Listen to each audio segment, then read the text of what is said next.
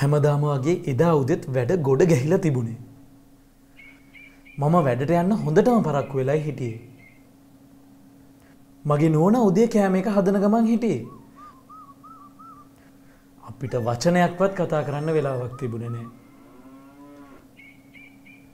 එකපාරම අපේ පොඩි දුව අඬන්න ගත්තා. මගේ නෝනා දුව අඬන්නේ කියලා බලන්න දුවගේ කාමරේ පැත්තට දීවා.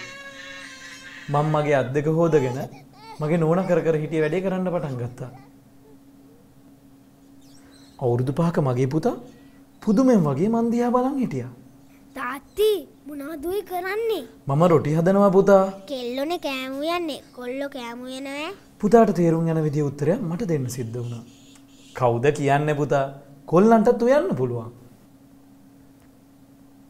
විශේෂීකරණයේ පසෙක තබා සියලු දෙනා සමවගකීම් බෙදා ගනිමු. ස්ත්‍රී පුරුෂ අයුක්තියට සමුදෙමු. සමානාත්මතාවයේ රැකුමට මම සූදානම්.